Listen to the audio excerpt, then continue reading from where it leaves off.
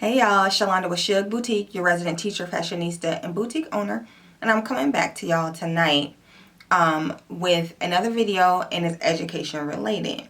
So y'all, I wanted to come and talk about special education and how that process works. Like, I always want to make it known that this is from my own professional experience in a state that I live in.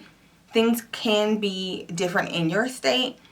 There are certain federal things that special education is supposed to adhere to, but it can look a little different depending on where you go. So with that said, let me get started.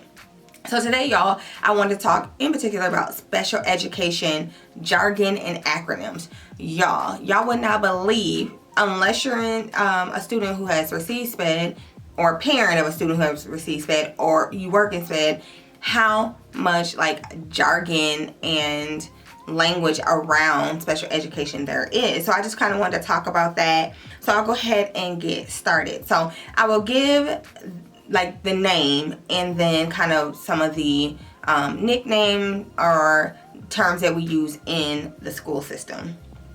So the first one is special education.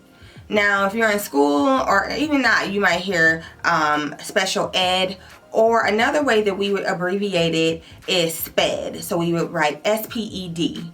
And we do that a lot when we're emailing or talking. Does a student have SPED? Are you a SPED teacher? And you'll see that quite a bit instead of special ed. The next big one is an IEP. We rarely say, does the student have an individual education plan? We usually just say, do they have an IEP? And yeah, so that one is huge, IEP. The next one is special education evaluation. We also call that the re-evaluation. Sometimes we would call it the eval, the re-eval, an assessment, or SPED testing. So we actually use all those terms interchangeably when we're talking about special education assessment.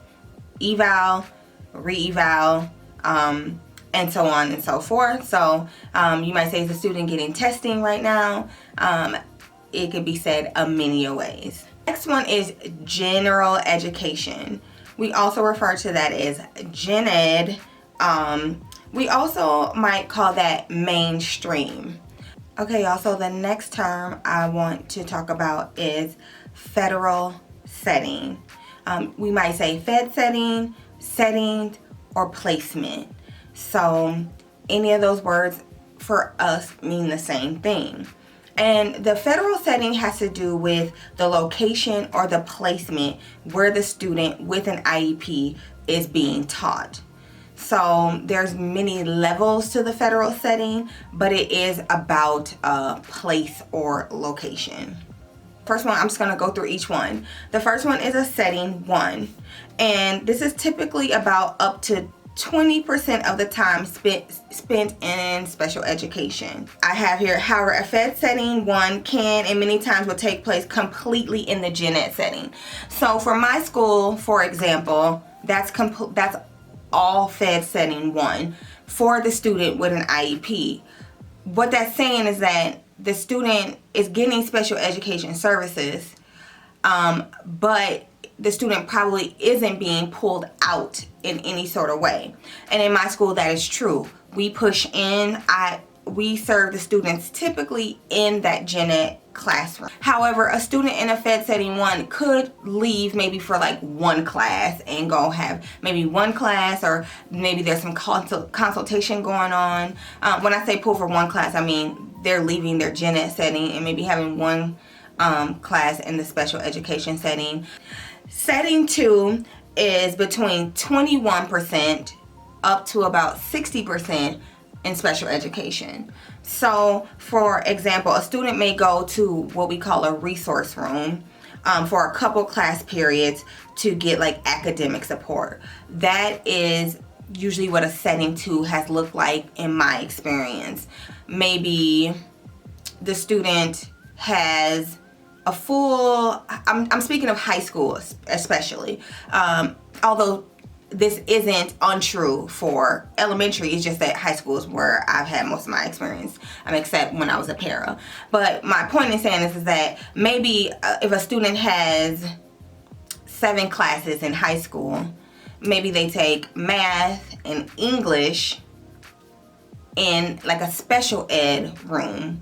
And now because they take 2 or 3 classes in SPED, it's no longer that it's a setting 1. Now because of the minutes, it's now a setting 2. A setting 3 is also referred to as self-contained. That's what we used to call it. There's other names for it, but that was the most recent name that I know of it. And that is usually 60% or more of the day spent in a special education classroom. When I used to be a para, almost like 10 years ago, the students who worked in a self-contained setting, if this was on the elementary level, and how it would look then is that those students were in a special education classroom all day with a special education teacher and some awesome special education paraprofessionals, and the student would come out and maybe go into the gen ed setting for a morning meeting. They would be with their non-disabled peers for lunch, for recess, and then they would sometimes come into specials with their non-disabled peers.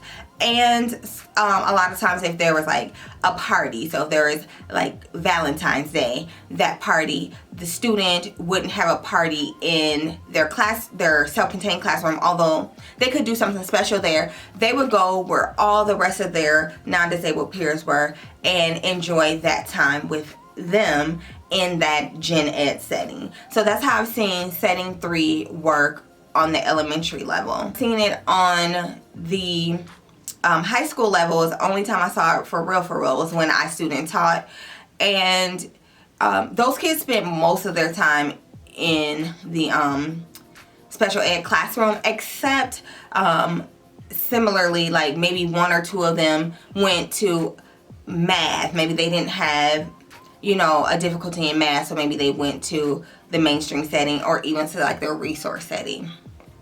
So a setting 4 is all SPED. And then setting 4 is generally in a separate school. And these students have more significant needs. You rarely see a student with academic needs in a setting 4. It's just not typically what happens. So for example, when I say academic, I mean a student with maybe like a learning disability.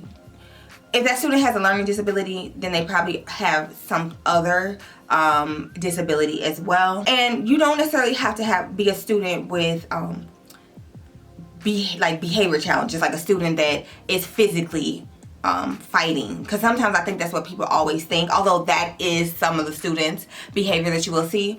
But like, I like to give the example of if you get a student in a district, like a larger district, and that student is maybe has a low incidence disability. So say for example that student is deaf blind, then they may send that student to like a setting 4 where they can get the medical care and the educational care that they need. Or you may get some students with some serious cognitive disabilities, and they may go to a setting 4.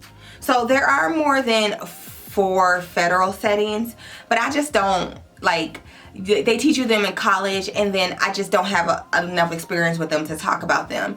I think one's like the hospital school, or one could be like the jail school or something like that. But the ones that you see in a public school for the most part are 1 through 4. The next one is minutes, y'all. And I keep looking down because I wrote this blog so long ago, y'all, and I know this stuff, but it's just not necessarily fresh. And it's like 1 a.m., y'all. I ain't even gonna front because I waited to the last minute to film. So anyway, y'all.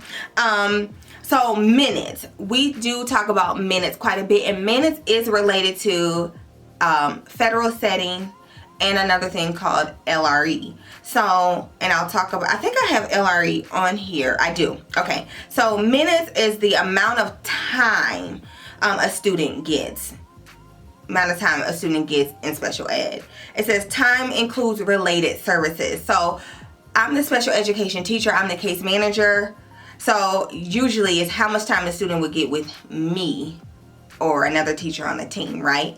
But it's also how much time the student would get with the speech, the OT, the social worker, etc. For example, a student might get 30 minutes of social skills time on their IEP.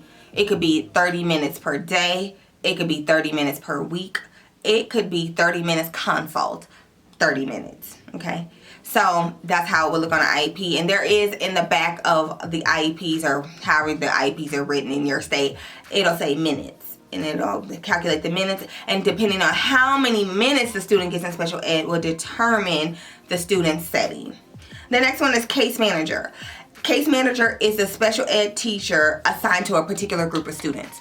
So every student who's in special education has a case manager. Somebody's managing that case. Somebody is writing that IEP. Somebody is kind of coordinating all of that eval stuff. Someone is calling the meetings.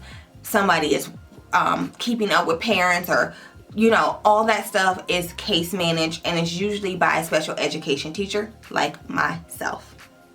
The next one is LRE, and that stands for least restrictive environment. I'm just gonna read this, y'all, what I wrote on my blog, so I can kind of explain it, what I wrote, because I feel like that's the best explanation. It says students with disabilities are to be taught in a setting that is the least restrictive based on their needs and supports. For example, a student with a specific learning disability in reading would typically be placed in a federal setting 1 or 2 based on his or her disability. Conversely, a student with a specific learning disability in reading would not typically be placed in a setting 4, as this would be too restrictive based on that student's disability. And I talked about that before, and I didn't even realize I had wrote this in here. But yes, that's kind of what the student is to be educated, kind of like, because the more SPED you have, or the more that you're in special education, the more restrictive it's considered. And so we are always looking at, the student is always gen ed first. That's how we're taught in Minnesota, at least. And so that's where the student is initially supposed to be educated first, and everything else is starting to restrict the student more and more. And so the least restrictive environment is gen ed, and then it goes up from there. Team. The team includes the student, for sure, the student's family, the case manager, which is just a SPED teacher, and others who work on the team. So it could be the school psychologist, the school social worker is part of the team, the school nurse could be part of the team, a district rep, that varies on who that is, but somebody that represents the district, that could be the principal, that could be the social worker, that could be another teacher. A regular education or gen ed teacher has to be part of the team. In addition, if the student has like any community supports, they're considered part of the team too. So some students have like county social workers. They would be part of the team if they're heavily involved in the student's education. And so that is the last of the SPED acronyms that I have for today, y'all. I hope this list is helpful. I didn't mention disability categories on purpose, y'all, because I'll mention that in another video. But this is the last of this video. Thank you for watching, and I'll see you next time.